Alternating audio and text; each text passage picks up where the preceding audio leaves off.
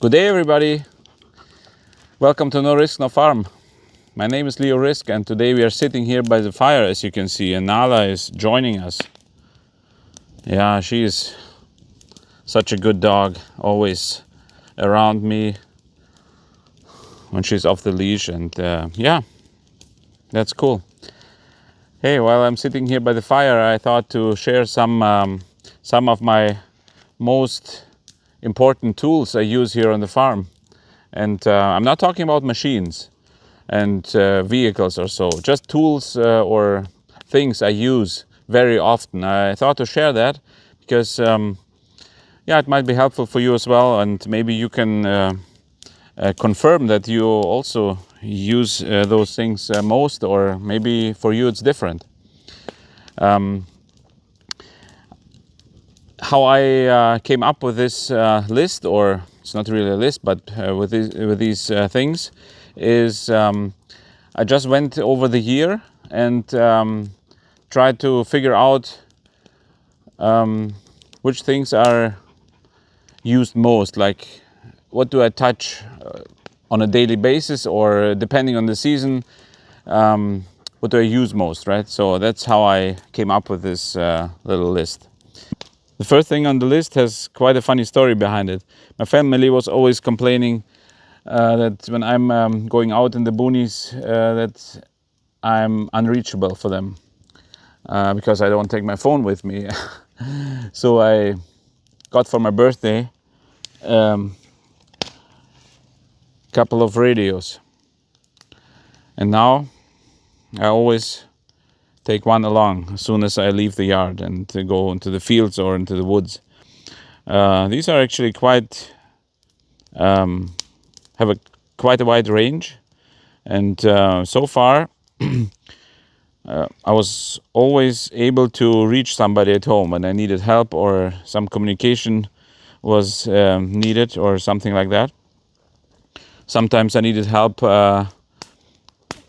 with gates when I'm coming back from the field with the tractor, and the cattle are in front of it, so the cattle needs to be moved or something like that. So I'm calling for help, and somebody comes and takes care of that. So that's very helpful.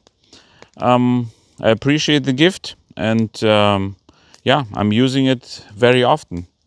The function I like most on these radios is the call function. Let me quickly show it to you. Like, I have a call button here. If I press that, it's quite loud. That's a good advantage because the machine, let's say the tractor or whatever, is pretty loud.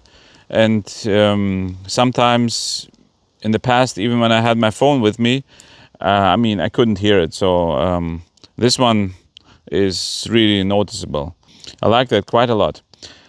And now let's move on to the next thing. So the next thing I wanted to show you is actually I have quite a few options there. I will show you some older ones. This one, and this one, and this one. Headlights. These, as you can see, they were used a lot, but I don't like them anymore. They are just in the basement somewhere. So I just took them out as an example here. They run on AAA batteries, and that's really annoying. You have to replace them every so and so often, and then you run out of batteries, and then you don't have the headlights available when you need them. So I think 2 years ago or so, I bought a pair of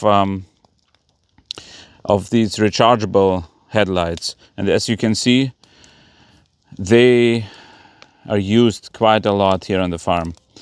Some of the tasks that I do here on the farm and the chores are happening in the evening, especially in the fall or winter time when it gets dark quite early. Then I use these quite a lot. I have two of those. Usually I have one. I'm only using one, But sometimes if I have a certain task that needs a little bit more light, then I have one up here and another one around my neck, so to give me enough light. And yeah, that's quite convenient. And these headlights are used a lot. And yeah, they come with a cable like this, charging cable. So what I do when I use them, I put them in it or connect them to the charger overnight. Next day they're good to go again. So that's a real game changer compared to these old style here. And now let me show you the next thing. I don't leave the house without my Swiss Army knife. This is a really useful tool that I always have with me. It has multiple functions here. The first one is a combination of a screwdriver with a bottle opener. Next one is a little saw, very aggressive teeth here.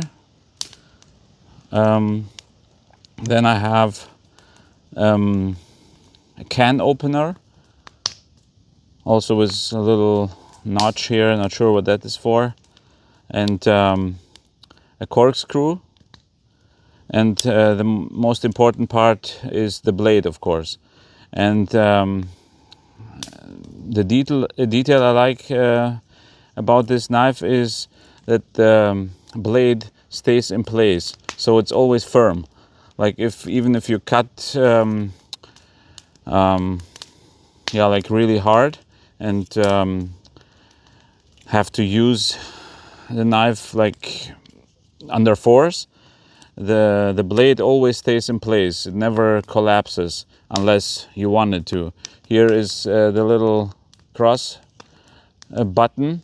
If you press that, here I can show you, it releases a plate inside of the knife here, and only then you're able to collapse the blade like this. So it's very secure, very handy to have. So I'm really happy about this knife, and it's always with me here on the farm. Okay guys, next up are my winter rubber boots. I don't know what I would do without them.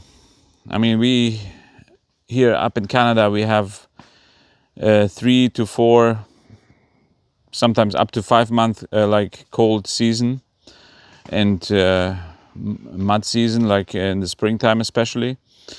And yeah, I was looking for a good product, and last year, I think in fall, I decided to buy these. I mean, they have an inner shoe, like this one is thick material all the way around, even the sole and stuff.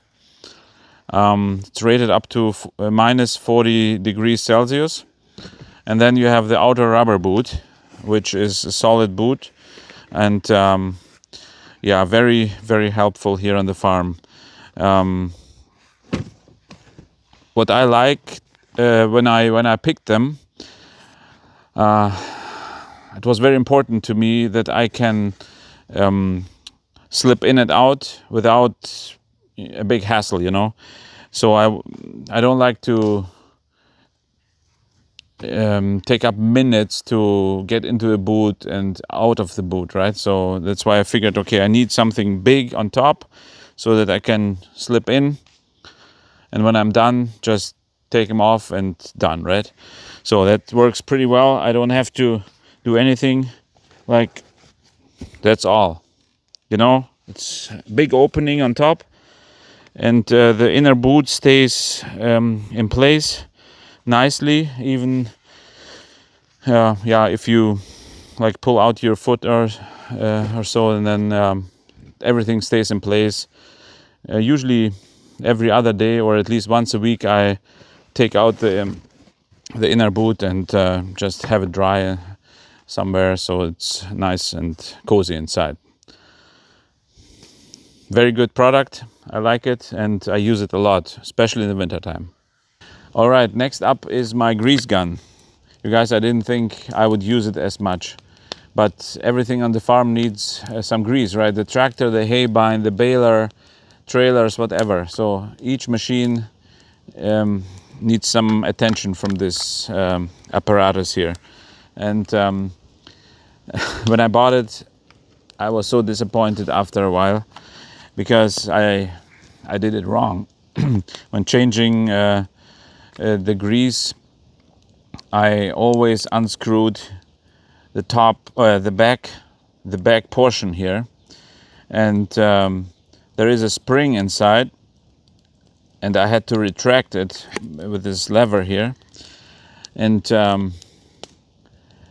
whenever I put in the tube, I had such a hard time to get this cap back on it again.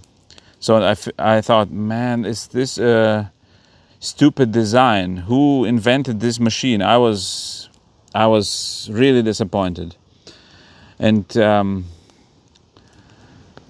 at the end, I found out that there is another thread here in the front that you actually have to unscrew like this, and then you take out the whole thing, the whole tube here, and you can put in the new grease, screw it on, done.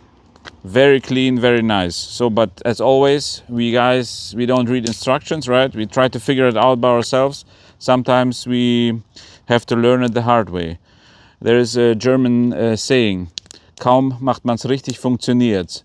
In English, it would go like, as soon as you do it right, it works. And that was the case here with this grease gun.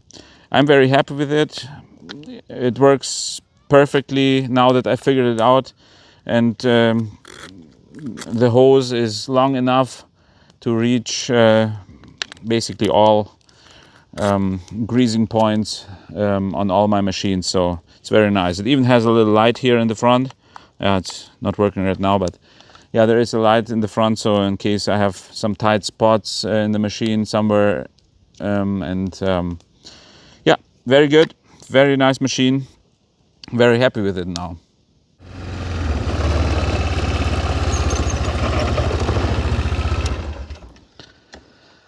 The next thing I wanted to show you is the sled.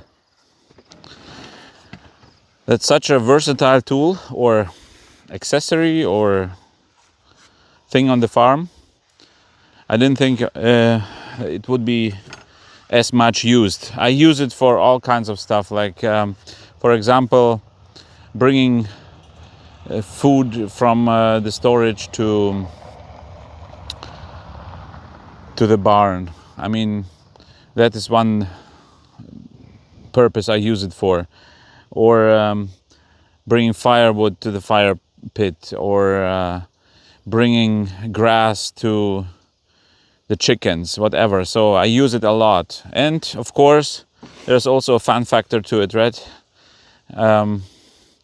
Whenever we have guests with kids or so, we just hook it up to the quad in the winter time, and then, I mean, we have some fun with it. So it's very versatile, and we use it a lot.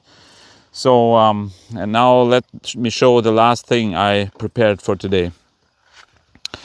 It has actually a very prominent spot here on my quad because it's always with me when I'm driving with the quad. It's my machete. This thing chopped a lot of grass and branches and little trees and whatever. And I mean, right now I have a little, how is it called? Sharpener, I don't know. Here, so I have to keep the blade always nice and sharp. And yeah, I do it usually here by the quad. There I have a good surface, nice and stable here. Every once in a while I refresh it here. Doesn't have to be super sharp, but it's okay. A couple strikes, and then it's usually good enough.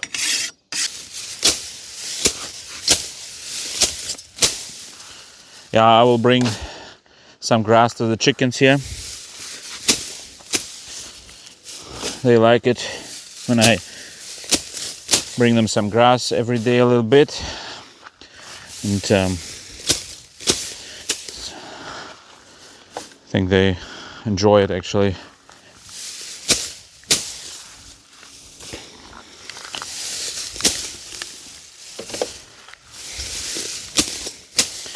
Sometimes I'm cleaning up around some corners by the buildings, by some sheds or so, where we have a hard time to use the lawnmower for. So I do it with a machete and clean up the tight spots there.